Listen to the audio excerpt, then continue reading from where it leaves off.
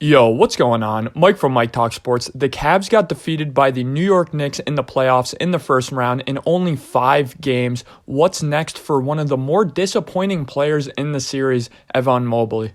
In the last 24 hours, Evan Mobley, as a really young player in this league, it was just his second year in the NBA, has shown a tremendous amount of maturity. Right after the game, Evan Mobley was available to talk to the media, and he really took responsibility for his lack of good play in this series. And today, right after this series ended, he really talked to the media for quite a while. And I'm not going to lie, guys, I was extremely impressed by the amount of self-reflection he's already done in this series just ended. One of the first things he touched upon is that play strength, and that is something I will touch upon as well. I think that's kind of the elephant in the room with Evan Mobley. Look, again, he's a really young big man in the NBA, and young big men in the NBA really lack that play strength, and that is something that I do think Evan Mobley really struggled with in this series. He really touched upon one of the very first things he noticed that is the difference between the regular season and the playoffs is the amount of physicality that happens, especially in the half court. He also really touched upon confidence. In my opinion, Evan Mobley had a bad first game. He was missing some bunnies that he normally hits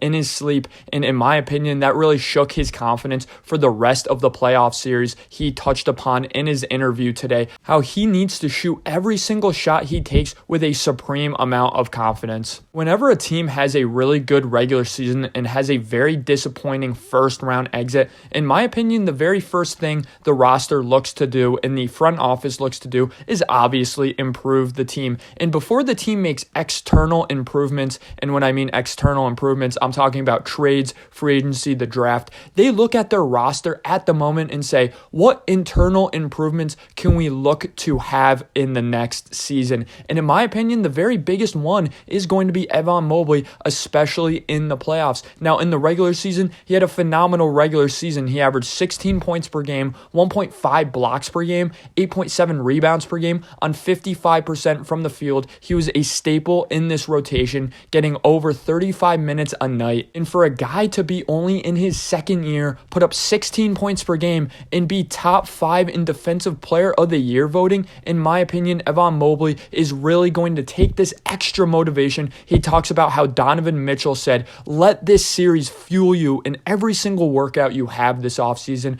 and every single regular season game next year. And once we get back into the dance, once we get back into the playoffs, let this fuel you to be a team in the playoffs next year. And that is what I do expect from the Cleveland Cavaliers. Touching more upon Evan Mobley and what he can really improve on, again, it is that play strength. I think he really is going to focus on hitting the weight room. More so than that, though, if this Allen Mobley backcourt is going to work, which I'll be honest, I do have my questions about how they do fit together on the offensive side. Evan Mobley is going to need to improve his jump shot, not necessarily his three-point jump shot, though I do really think that some moments, especially in the regular season, but even in this playoff series, there was moments where Evan Mobley was wide open in the corner or wide open on the wing, wide open on the top of the key, and I just say, man, if Evan Mobley had a respectable three-point shot, it would really open up the offense for the Cleveland Cavaliers even more. So in my opinion, Evan Mobley, again, when he works on his play strength, a lot of the times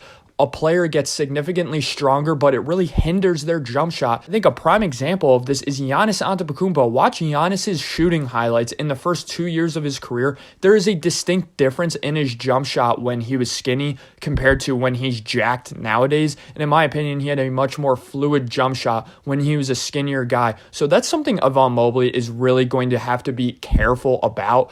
Don't sacrifice that insane play strength for a really bad jump shot. In my opinion, that's not worth it. And Evan Mobley is good enough on defense to get away with not being stronger than the strongest big man in the NBA. Something he can really also work on is those 10-foot floaters, those 5-foot floaters, and really that mid-range jump shot game. Not necessarily the deep mid-range jump shot game, but again, there's a lot of moments in this series where he was open from the wing, he was open from the elbow, he was open at the free throw line, and he really just did not execute those shots. Either he looked to pass them up, or he would shoot the shot with somewhat of a hesitation and a lack of confidence. All in all, the maturity that Evan Mobley showed post-game yesterday and today during the interviews, man, makes me really high on his character, makes me really high on his basketball IQ, the way he's able to break down a game that just happened. And all in all, it makes me really high on his work ethic. Evan Mobley is a guy who is really going to be fueled by this loss to the New York Knicks. So in my opinion, Evan Mobley and what is next for him? A fringe defensive player of the year who's going to up his scoring, which is a really good, valuable top 10 big man in the NBA. That is absolutely what I do expect from Evan Mobley. Thanks for listening, guys. Let me know in the comment section below, am I overreacting to Evan Mobley and am I overhyping him up, or am I justified in thinking he's going to absolutely ball out next season? Thanks for listening, guys.